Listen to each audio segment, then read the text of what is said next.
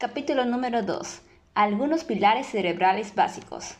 El cerebro humano es un órgano muy especial, no solo por lo que implica su funcionamiento, lo que quiere decir, está encargado de expresar la conducta, el lenguaje, el pensamiento y los sentimientos, sino como órgano mismo en su contexto biológico.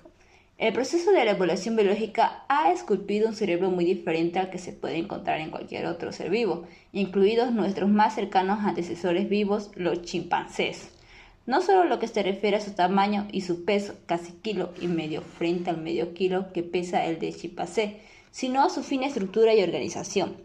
Es cierto que muchas partes del cerebro humano y del chimpancé, aun cuando de tamaños diferentes, tienen un diseño muy similar, pero no es menos cierto que otras partes presentan diseños muy diferentes. En particular, la corteza prefrontal, cuya organización neuronal y en nodos de distribución de la información a otras áreas de la corteza son fundamentales en la elaboración de los procesos mentales y sobre todo en lo que se refiere al pensamiento racional, simbólico, y a la toma de decisiones, valores, normas y ética. El cerebro humano comienza su construcción a los pocos días, 16, tras la fecundación. En el transcurso de su desarrollo intraútero durante los periodos fetal temprano y fetal tardío, y en particular en este último, hay un proceso muy activo de reorganización neuronal de la corteza cerebral. Este desarrollo continúa en la etapa postnatal temprana e infancia con una sobreproducción de circuitos neuronales en esta estructura del cerebro.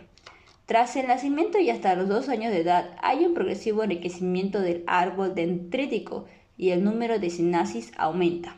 En esta etapa la entrada de información sensorial es muy importante para el progreso postnatal del desarrollo de la organización sináptica. Ello ha sido estudiado particularmente en la corteza visual. Este papel de la información sensorial en el desarrollo y maduración de los sinapsis es esencial para entender los efectos generales de una gran cantidad de factores ambientales en el progreso postnatal de la organización de la corteza cerebral. La formación de sinapsis a lo largo del desarrollo difiere apreciablemente entre las diversas regiones del cerebro humano. Sabemos que el número de espinas dendríticas aumenta y alcanza su pico máximo entre los 34 a 36 semanas de la gestación para descender rápidamente tras el nacimiento.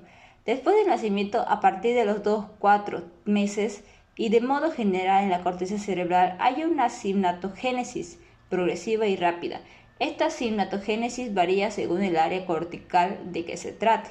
Por ejemplo, en la corteza visual el pico máximo se alcanza a los 8 meses. Después el sistema se remodela con una pérdida progresiva de sinapsis y a los 11 años quedan el 60% de ellas. En el caso de la corteza prefrontal, este patrón es diferente. El máximo de riqueza sináptica se adquiere a los 2 años y esta progresión continúa más lentamente hasta los 7. A partir de esa edad, el proceso de neurogénesis se remodela con la pérdida de sinapsis, que también alcanza el 40%, pero a lo largo de los años y de forma muy gradual. Por su parte, el sistema límbico, el sistema emocional, termina su maduración sináptica entre los 4 y los 7 años, dependiendo de la estructura de que se trate. El hipocampo, por ejemplo, estructura fundamental para los procesos de la memoria, adquiere ya una arquitectura neuronal que es casi idéntica a la del adulto, a la edad de 4 años. De modo general, el patrón de desarrollo y pérdida de sinapsis en las áreas sensoriales, el sistema límbico, es mucho más temprano que en las áreas corticales de asociación y desde luego mucho más en la corteza prefrontal. Tras el nacimiento, el cerebro es un continuo de actividad que, aún bajo el gobierno de un poderoso programa genético, es fenomenalmente dependiente de su relación con el mundo sensorial y emocional que le rodea. Es un juego, esta vez más específico, el que se establece entre los genes que porta el individuo y el medio ambiente en el que vive y que, en buena medida, hacen del ser humano ese ser diferente a todos los demás que hay en el mundo. Pero el cerebro, en su construcción, no es un proceso continuo, homogéneo y sincrónico, y consigo mismo y con el tiempo. Ya lo acabamos de ver a propósito de la sinapsis. El desarrollo cerebral se produce de una forma asincrónica, tiene tiempos diferentes. Los programas de genoma que dirigen dicho desarrollo específico tienen lo que podríamos describir como ventanas que se abren en un momento determinado, y ese es en ese momento determinado cuando cierta información del entorno sensorial, motora, familiar, social, emocional o de razonamiento puede entrar por ellas. Y ningún momento es más óptimo que ese, pues estas ventanas abiertas se cierran y con el tiempo para dar paso a la apertura de otras. Hoy comenzamos a saber que esas ventanas plásticas o periodos críticos en los que el medio específico que rodea al individuo debe estar necesariamente presente. Son absolutamente fundamentales para el desarrollo de muchas funciones del cerebro, como el habla, la visión, la emoción, las habilidades para la música o las matemáticas, el aprendizaje de una segunda lengua o en general los procesos cognitivos, conocimiento y razonamiento. Incluso empezamos a conocer que existen periodos críticos diferentes para la formación, los sistemas o componentes de esas funciones plásticas que acabamos de mencionar. Permítanme un símil que ya he relatado alguna vez en otra parte y que ayudará a entender fácilmente lo que trato de decir. Piénsese que el desarrollo del cerebro del niño desde el momento de la fecundación se asemeja a la construcción de un coche en una cadena de montaje. El coche en sus piezas más elementales, los genes, es transportado por una cinta que corre a una determinada velocidad, tiempo, en donde a lo largo del recorrido se le van montando piezas, medio ambiente. El tiempo de este recorrido varía en función de determinadas condiciones, como pueden ser el número de piezas que se requiere montar en cada periodo del recorrido o la dificultad de su montaje.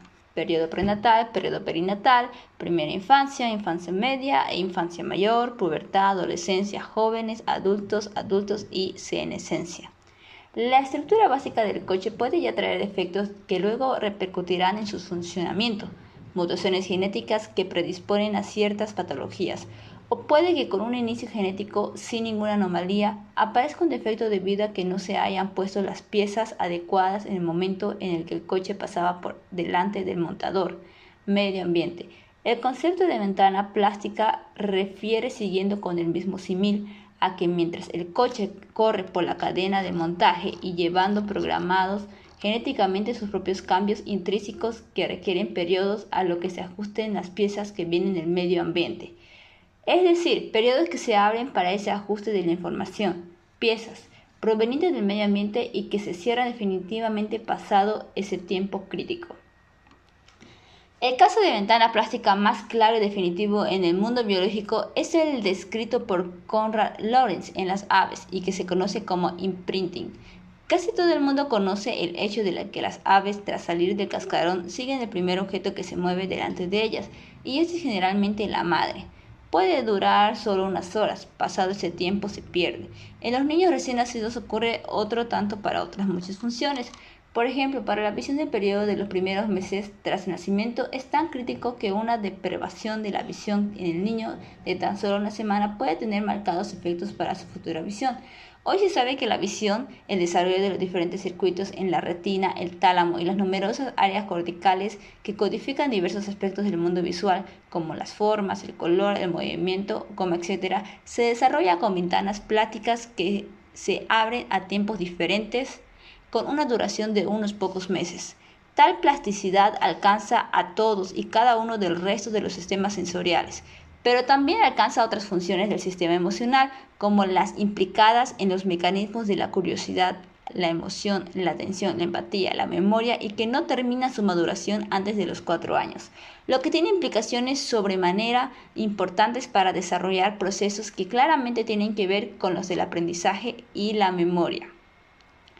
Hay muchas otras ventanas plásticas entre las que sobrepasa de forma especial la del lenguaje. Parece que el habla no es algo con lo que se nace con la potencialidad de hablar, pero solo el aprendizaje en un periodo de tiempo determinado logra convertir en hecho aquello que únicamente está en potencia. Un niño que no ha oído hablar nunca a sus semejantes antes de los 7 o 8 años jamás podrá hacerlo después, o desde luego, lo hará con enormes dificultades y limitaciones. La ventana plástica del lenguaje se cierra alrededor de esa edad. Las ventanas plásticas del lenguaje y de la visión que acabamos de mencionar son complejas y en ellas hay subventanas. Por ejemplo, en este caso, el proceso de adquisición de la semántica, significado de palabras, es diferente en el tiempo a la adquisición de la sintaxis, construcción del lenguaje, o en el caso de la visión, la adquisición de los diferentes componentes del objeto visto. como el color, la forma o el movimiento. También es temporalmente diferente. Es más, parece que existen no solo ventanas para los grandes sistemas o subsistemas, sino microventanas de duración de horas o días en la conformación molecular de muchos microcircuitos en el cerebro. ¿Podrían estos conocimientos ayudar a definir mejor los tiempos en la enseñanza, por ejemplo, de la gramática o del inglés o de una tercera lengua?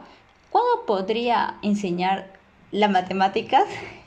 Pero hay otras muchas ventanas plásticas como aquellas que se abren alrededor de la pubertad, que aun cuando todavía poco conocidas a nivel neurobiológico son de enorme relevancia, y es que conocer los mecanismos por los cuales opera el cerebro emocional en esas edades tempranas y cómo procesa y codifica ese complejo ingrediente de carga genética, carga ambiental, biológica, educación y cultura en el contexto de una invasión hormonal crítica que abre el cerebro y fija nuevos patrones de conducta individual es absolutamente imprescindible para conocer las raíces biológicas de esa otra etapa convulsa que es luego la adolescencia. Precisamente durante esos periodos relativamente largos que son la pubertad y la adolescencia, el cerebro sufre profundos cambios en su camino de construcción hacia el cerebro adulto, cambios que no solo son de matiz o de modelado de un cerebro ya hecho, sino auténtico en hacerse cerebro adulto con la muerte de neuronas y el aumento de emoción del grosor y el árbol de conexiones de las que permanecen vivas. De esas ventanas que estamos considerando hay un área del cerebro, la corteza prefrontal, que sufre un retraso de la maduración considerable. Esta área del cerebro está implicada nada menos en todo aquello que consideramos más humano, desde la ética, la moral, el razonamiento o la propia responsabilidad social, el control de las emociones y la impulsividad hasta la toma de decisiones y la planificación responsable del futuro de la propia vida del individuo. Esta parte del cerebro de la que hablamos, de hecho, no termina de madurar hasta los 25 a 27 años, que es cuando ya han aparecido ciertos neurotransmisores y cuando se han terminado de asociar con mielina las axones de las neuronas. ¿Qué ventanas se abren y cuáles se cierran en ese largo periodo tan crucial para la construcción madura del ser humano? ¿Qué ventanas se abren y cuándo se cierran durante la pubertad en esa cascada hormonal que invade y transforma el cerebro de los jóvenes? ¿Y cuándo durante ese largo periodo de la adolescencia en el que, como acabo de señalar, mueren tantas neuronas y hay una nueva reorganización de ciertas áreas de la corteza cerebral? Y en todo esto, ¿qué elementos estímulos del medio ambiente son los más relevantes para una mejor educación y enseñanza de los adolescentes? Pero pasemos a considerar brevemente el cerebro ya formado y maduro. El cerebro humano adulto está constituido esencialmente por unos 100.000 millones de neuronas y otras células, las que llamamos glía, en número casi 10 veces mayor. Un conjunto de neuronas interconectadas y distribuidas en pequeños o amplios territorios de la corteza cerebral conforman los circuitos neuronales que codifican para funciones específicas. Hoy sabemos que este cerebro adulto, como continuación del periodo de desarrollo, sigue siendo plástico, cambiante. La propia neurona es plástica, es decir, está cambiando constantemente gracias al trabajo de sus propios genes, y este último se refleja obviamente en los circuitos que conforman estas neuronas, donde se genera quiénes somos cada uno y cómo ese uno cambia cada día y a lo largo de toda la vida. Precisamente la interacción del individuo con el medio ambiente produce continuos cambios en el cerebro. De hecho, aprender, memorizar es eso, cambiar el cableado sináptico del cerebro, y aprender y memorizar es el proceso que realiza el ser humano desde que nace hasta que muere. El cerebro humano es un órgano heterogéneo. Su corteza cerebral está dividida en muchas áreas y estructuras. Por un lado, posee áreas en particular donde se crea la sensación y la percepción del mundo a través de la información proveniente de los órganos de los sentidos: visión, audición, tacto, temperatura, dolor, gusto, olfato. Y por otro, las áreas en donde se elaboran los programas motores con los que se ejecuta la conducta. Pero también posee esos largos territorios prefronto-parieto-temporales, las áreas de asociación donde se elaboran los procesos mentales, el pensamiento abstracto y simbólico y los sentimientos. La neurociencia ya aporta abundantes conocimientos acerca de los códigos neuronales que elaboran los procesos mentales, y se sabe que esos cifrados en códigos de tiempo abiertos y no anatómicos y fijos en el espacio. La corteza cerebral está dividida en dos estructuras, los dos hemisferios, derecho e izquierdo, que albergan funciones diferentes y complementarias. La unidad funcional del cerebro se realiza gracias a ese puente anatómico que une ambos hemisferios y que es el cuerpo calloso, 1 millón de fibras nerviosas. Cuando se analizan las funciones de ambos hemisferios cerebrales por separado, se comprueba que el hemisferio derecho es fundamentalmente un cerebro holístico, global, que realiza asociaciones de tiempos, acontecimientos, espacios, lugares, muy distantes de modo constante. Es generador de ritmos, músicas, imágenes y dibujos. Es el hemisferio creador. Funciona bajo el foco de una atención dispersa y en parte inconsciente. El hemisferio izquierdo, por su parte, es lenguaje, lógica, matemáticas. Es el hemisferio analítico. Funciona bajo el foco de una atención focalizada, consciente. Ambos hemisferios trabajan siempre juntos y en conjunción, pues para la elaboración de cualquier función cognitiva y específica necesitan del diálogo y la transferencia de información entre ellos. Entre ambos hemisferios hay pues un intercambio de información continuo y constante, sacar conocimiento al menos rudimentario de cómo se elaborarían los procesos mentales y el pensamiento del lenguaje y las matemáticas, los sustratos de las asociaciones de eventos en el tiempo y la memoria, y cómo finalmente se crea conciencia y conocimiento es fundamental para captar la esencia del mensaje neuroeducativo. Del mismo modo, es esencial conocer el mundo de las emociones para captar la esencia de la enseñanza. La elaboración de las emociones corresponde a otro cerebro dentro del cerebro que se conoce como sistema límbico o cerebro emocional. La emoción es la energía que mueve al mundo. Su importancia principal radica en lo que se ve, se oye, se toca, se palpea o se huele. Tras ser analizado sin significado emocional alguno por las correspondientes áreas sensoriales específicas de la corteza cerebral, pasa por el filtro del sistema emocional y es allí donde esas percepciones sensoriales ya creadas se les acuña con la etiqueta de bueno o malo, atractivo o rechazable, interesante o soso. Y es después de esa información ya coloreada con ese significado emocional pasa a las áreas de asociación de la corteza cerebral donde se construyen los procesos mentales de razón, pensamiento y se elaboran las funciones ejecutivas complejas. Y también pasa al hipocampo donde se registra la traza mnemónica de memoria del apercibido y aprendido. En otras palabras, los abstractos o ideas con las que se trabajan las cortezas de asociación para crear el pensamiento ya están impregnadas de emoción. En particular, parecen fundamentales los circuitos neuronales de una estructura del sistema límbico, la amígdala, que viene conectada a casi todas las áreas del cerebro. Cognición, emoción, es pues un binomio indisoluble que nos lleva a concebir de cierto que no hay razón sin emoción.